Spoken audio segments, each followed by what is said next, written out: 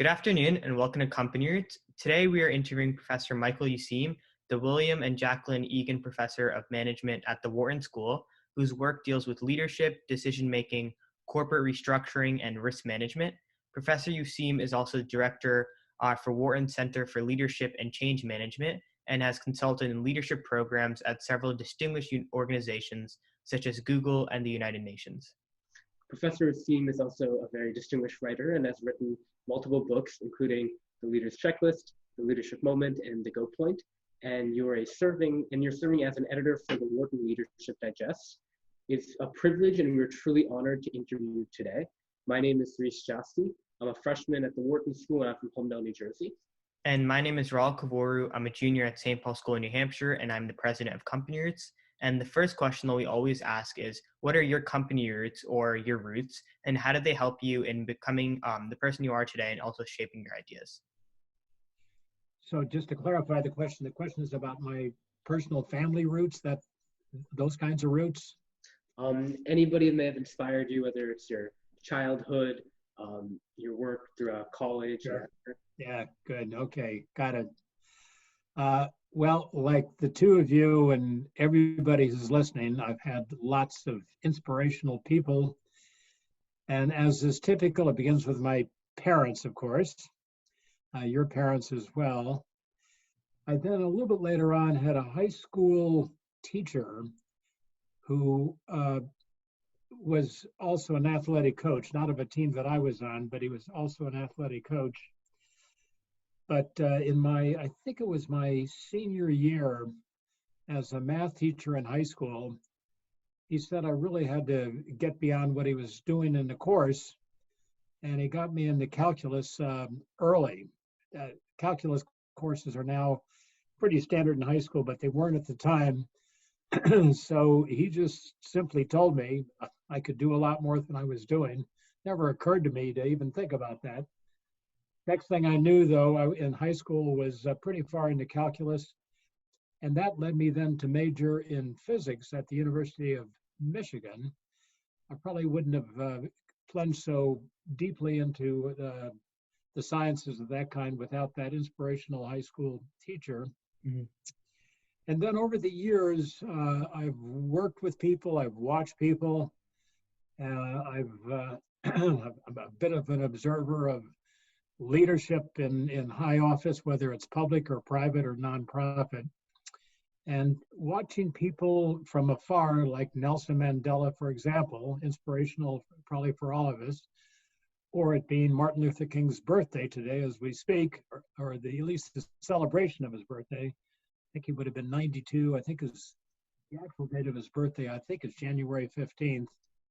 In any case, people like Nelson Mandela, Martin Luther King. I recently profiled the chief executive of what's called Progressive Corporation, Progressive Insurance. The CEO there is an amazing person. She had been picked by Fortune magazine 2 years ago to be the Fortune Business Leader of the Year.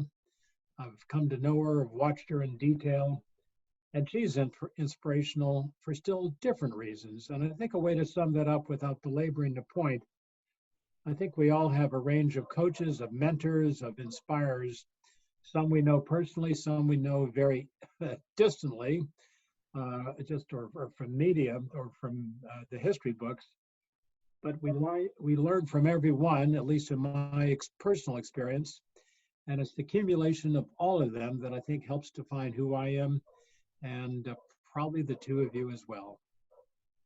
Awesome. Yeah, definitely. I think it's interesting how you mentioned that, some of them we see from afar, whether through history books or on television. So who to you were your mentors as you went on your journey to become a distinguished professor and a speaker? I had several mentors, and I've asked that question of many, many people myself. Mm-hmm. And rarely does anybody ever say I had one mentor or two or three.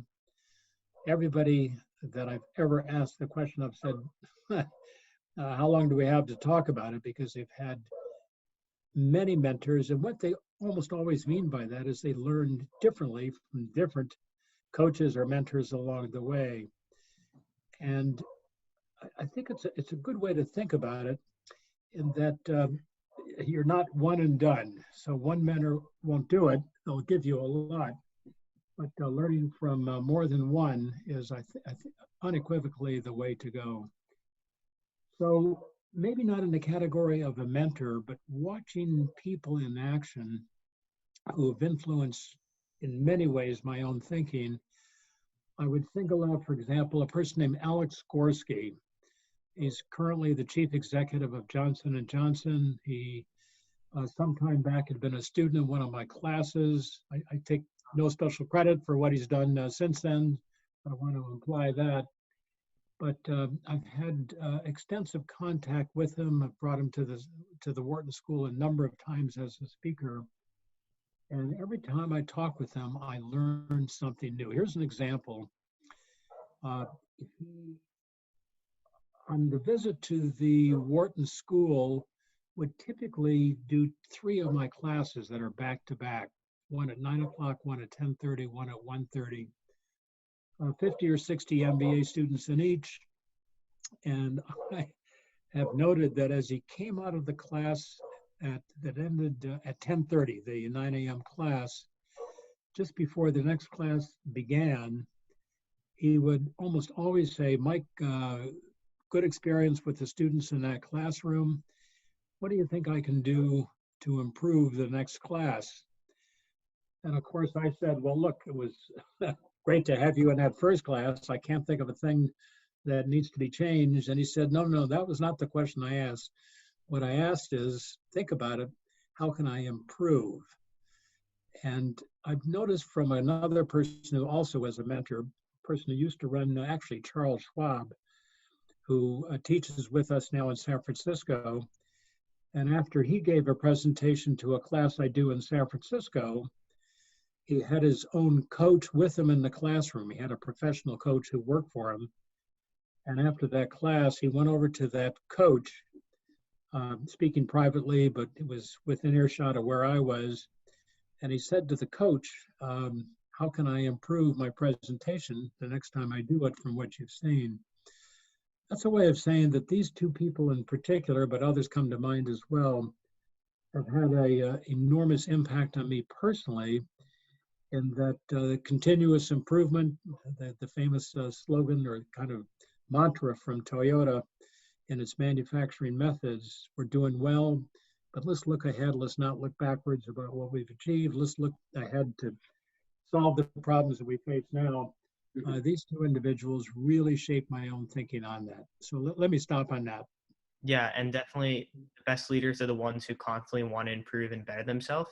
And so in your paper, It's Your Leadership Moment, you stated leadership makes the greatest difference when the world around us is uncertain and when we are unsure about what lies ahead. So can you elaborate on this idea and how to become this unwavering and fearless leader?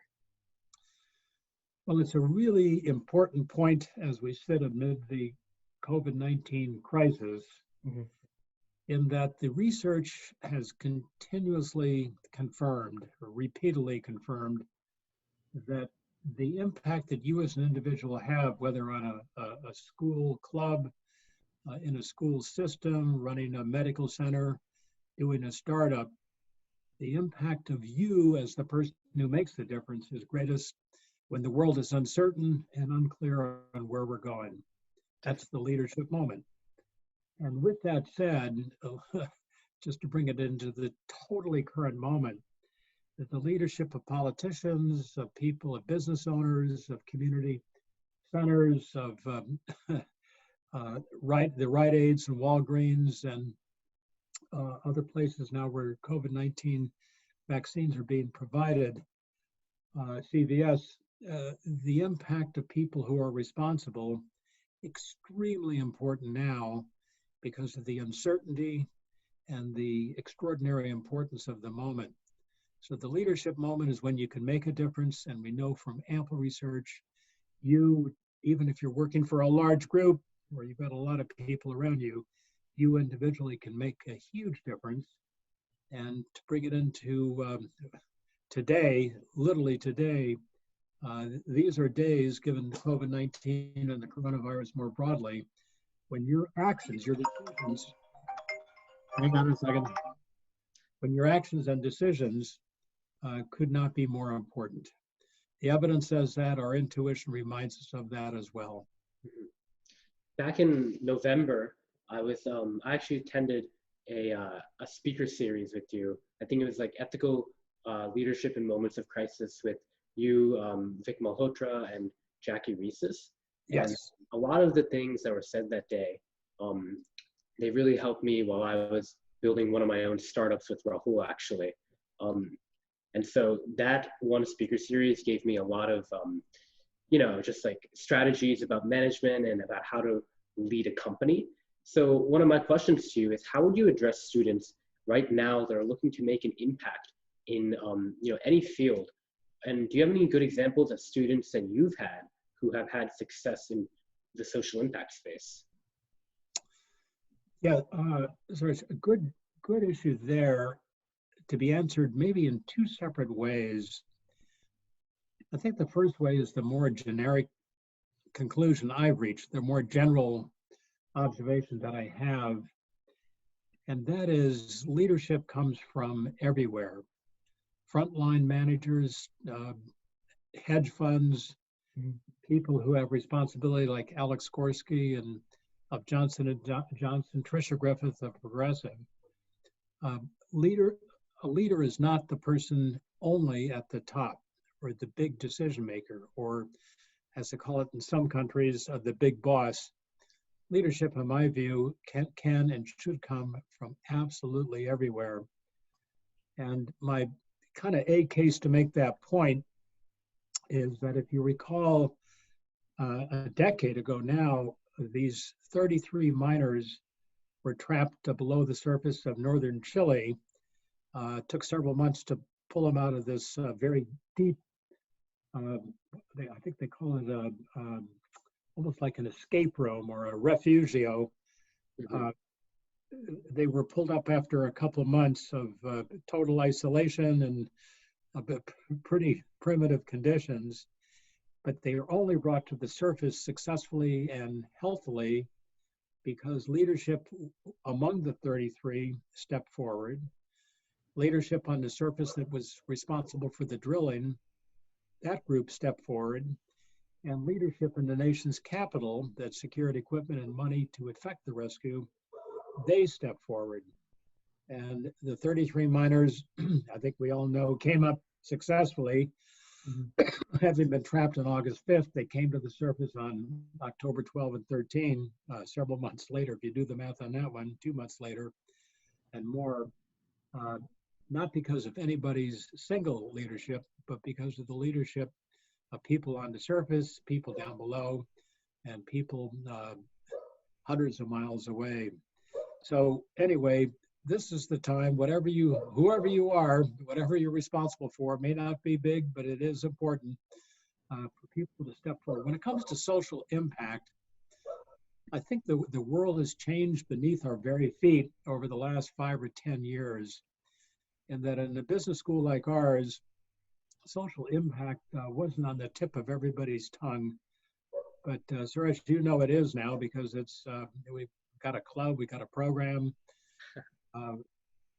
My own experience in teaching is that individuals in classrooms increasingly want to know how they can have an impact on the world around them, not only by going into the nonprofit world or into the world explicitly concerned with social benefit, but in business as well. So I think your generation, for both of you, is going to have shareholder return and social impact up there right at the very top of your lifelong professional concerns. Right. Yeah, and definitely social impact can either come from both nonprofit companies or even for-profit companies with social impact sector in the organization. And so you help consult in leadership programs in several distinguished organizations such as Google, Samsung, the UN, and Intel. And so what are the similarities and differences you see in terms of leadership between these two kinds of organizations? Actually, let me break in with a offline comment here. I've got a couple dogs where I'm located right now that are barking in the background. We could suspend, we could redo, or we could keep going. What would you recommend? Rahul, what do you want to do? The dog barking is completely fine for me. I think if you're fine with it, we can keep going, if that works for you, Suresh. Okay. Can't really hear it too much. All right, so we'll keep going. And I'm assuming you guys can edit this, so that last 30-second digression won't be in it. Of course. Yeah. So, Rahul, if I got your question correctly, what are some of the differences between, let's make it Google and GE?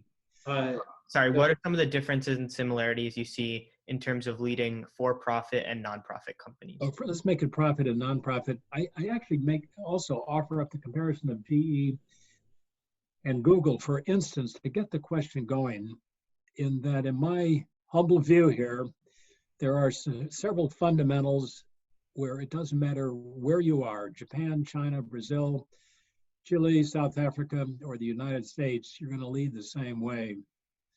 So for instance, think Nelson Mandela, he could think strategically. He could think about a South Africa 25 years ahead and oriented his own actions and those of the movement he led, the African National Congress, the ANC, in a way where he thought and acted strategically.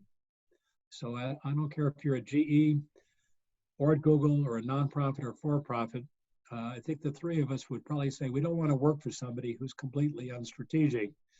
Yeah. Number two, we want people around us, ourselves included, to be able to communicate persuasively. So think strategically, communicate persuasively. And finally, I'll put this on the table as well. When you go looking for your jobs as you finish up your education, my guess is this won't be the first question you'll ask of the future employer, but you will want to know, is your first boss a decision maker, or do they leave everything on their desk or on their computer these days and kind of push it aside or kind of kick the can down the road? You want to work for a decisive decision maker. So think strategically, communicate persuasively, and act decisively. For me, I don't care where it is, it's pretty much all the same for people, whatever the time, whatever the country, whatever the industry. That said, there are still enormous differences between a GE and a Google. You know it from the time you walk in the front door. And the same thing for-profit and nonprofit. And the same thing for those who are leading enterprises. Let's make it Reliance in India, or Alipay in China, or companies in Japan, or companies in Brazil.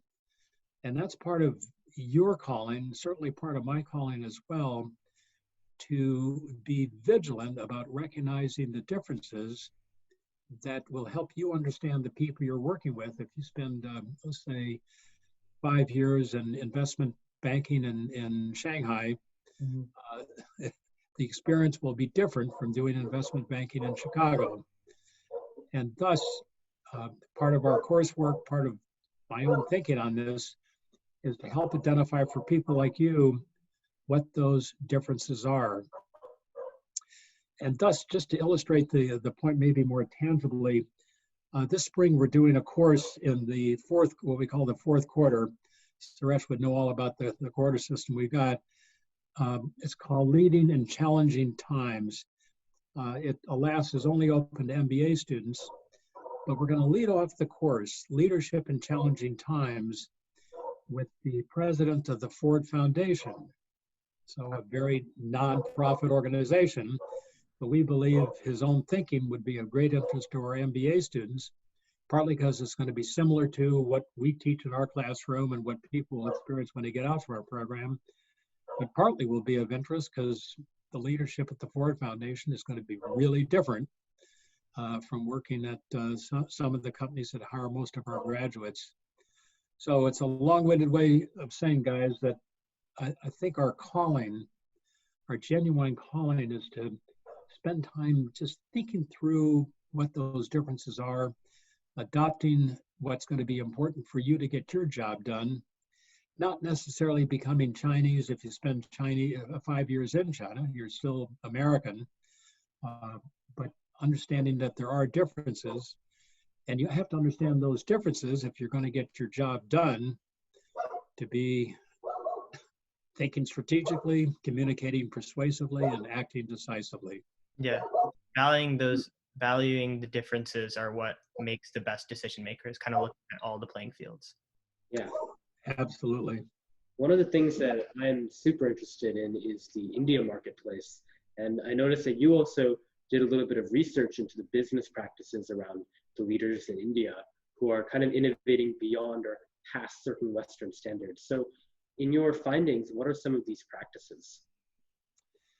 Well, in fact, let's get onto that terrain, not only with India, but we did a project a couple years ago on China, and we're in the middle of one right now in Japan, all informed by the other projects.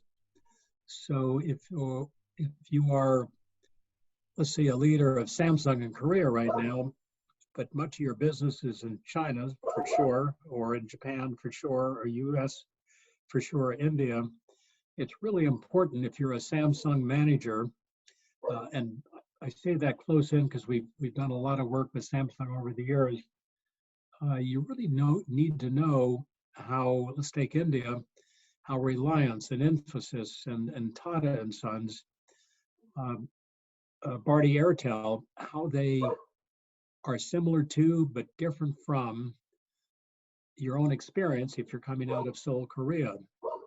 So just to put a stake in the ground and offer a couple thoughts, let's see, US senior managers in the capital markets, the way they're organized in the US, have to pay enormous attention to the big institutional holders.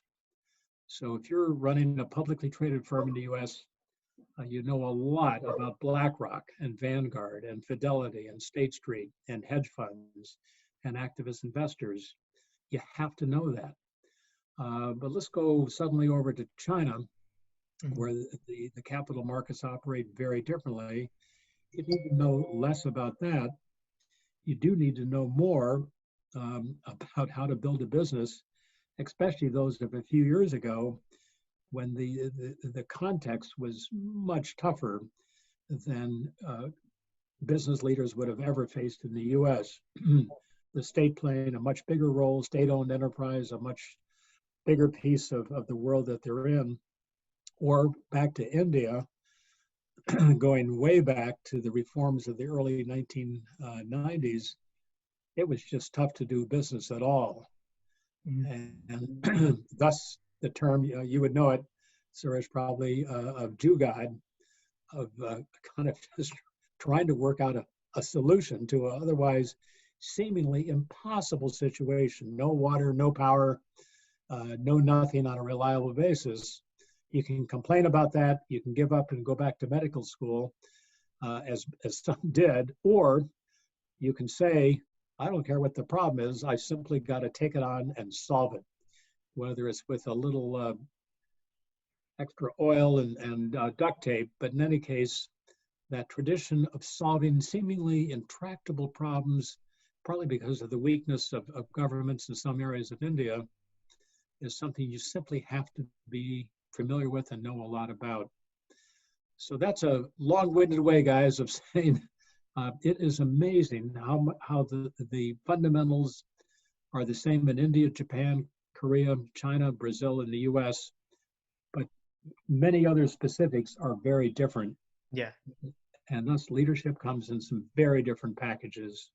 And on those fundamentals, why do you think long-term thinking is the best short-term strategy just for companies in every part of the globe?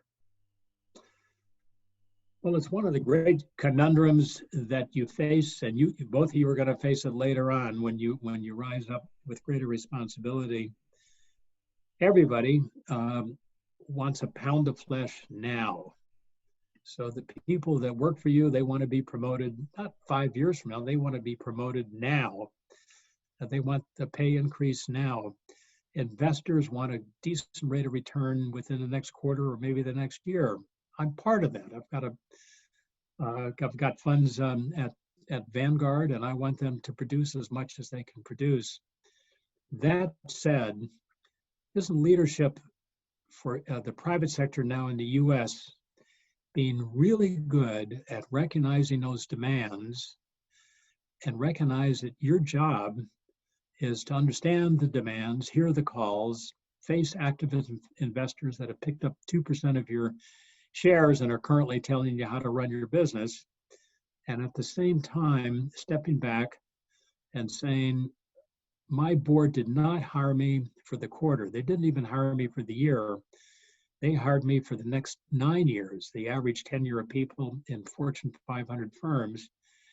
And the bargain we struck, the contract I signed, said that when I stepped down, let's make it from Procter & Gamble, 10 years later, I've taken an oath of office to ensure that firm is changed in ways that are sometimes profoundly redirecting as markets change. And I've taken an oath of office to ensure that investors, even though they want short-term returns, will ultimately have the long-term return that they are seeking as well. Yeah. So that, in some respects, I actually think it's one of the toughest squeezes that people face when they go into that corner office. But having interviewed many such people who've reached that level, it is great to know that when they take that high position, they go in eyes wide open. They're not going to complain about it. It is what it is, and they'll get on with business. And the best of breed, at least in my experience, consists of those who can produce the short term and also get the long term. It's not an or, it's an and. Yeah, definitely. Some of the past courses that you have taught have included connected healthcare and health equity and leadership. How would you describe innovation in the healthcare sector? And what areas do you personally think that we should look to improve the most?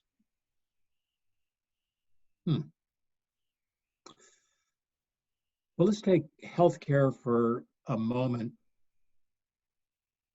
You don't have to be a healthcare expert, and I'm definitely not an expert on healthcare, to say the obvious, to appreciate that healthcare is a troubled sector. If we didn't think about that before, we notice now that the vaccines coming from Pfizer and elsewhere are taking far longer to reach those who need those vaccines than anybody could have ever in their worst nightmare imagined.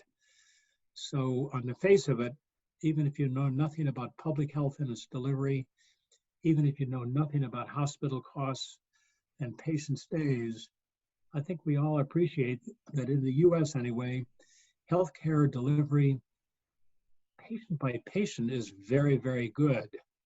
But the system itself has a profound set of problems that are preventing, take the current circumstance, rapid delivery of life-saving vaccine to somehow help people get beyond the tragedy of COVID-19 at the moment. So that said, this is where I think, again, a couple generations of people are hard at work trying to understand what gets in the way of effective hospital stays by patients, what's getting in the way of effective delivery of vaccines to those who need them, and are taking on the task of, in the extreme, kind of blowing up the current system, but more moderately reforming the current system to produce what we all obviously want. And I actually think it's going to be one of the great callings for people, perhaps yourselves, to go into healthcare with whatever expertise you bring, to actively, as a leader of that sector, to help it revise itself. Everybody wants better healthcare delivery, and I think it's going to be the leadership of people in your generation and maybe the one behind you that's probably going to ultimately make that happen. Yeah, and definitely with the pandemic, there's so much more room for innovation, and especially in the healthcare sector. And so we always end the interview off on the same question.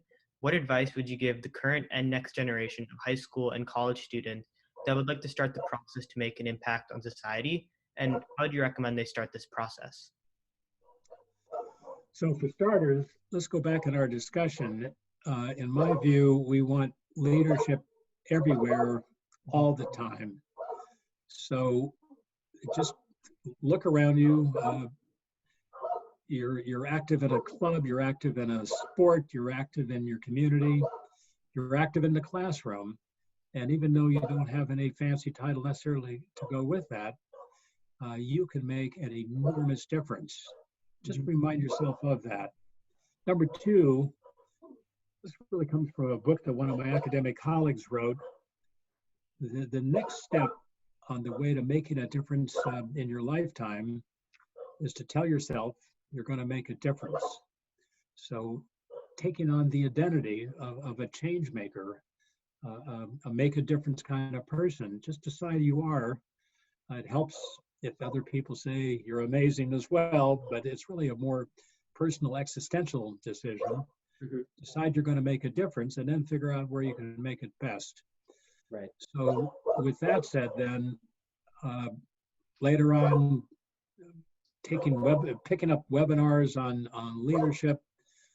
There's a whole genre of great books and articles on the topic. Short coursework helps. Most high schools or preparatory schools don't have a leadership course. Suresh knows we've got a required leadership course for undergraduate. We got a required leadership course for MBA students. It's not the be all and the end all, but taking courses, great. Finding coaches and mentors. And just a piece of advice on that to say the totally obvious, it is amazing how and I bet you both have had this experience, you go to somebody you think could give you some thinking through, some wisdom on something you're not totally familiar with. All you got to do is ask. And I think it's probably a 90% hit rate when you make that ask. I'd like to take you out to lunch. I've got a bunch of questions. I know you're really busy. I know you're the principal or the headmaster or the dean, but honest to goodness, I'd love to get a couple friends to just hear your wisdom as a mentor and coach.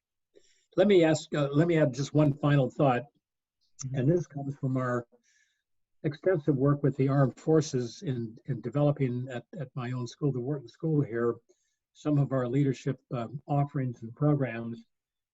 We've worked with the U.S. Military Academy at West Point, the Marine Corps at Quantico, Virginia, the U.S. Naval Academy at Annapolis, and well beyond.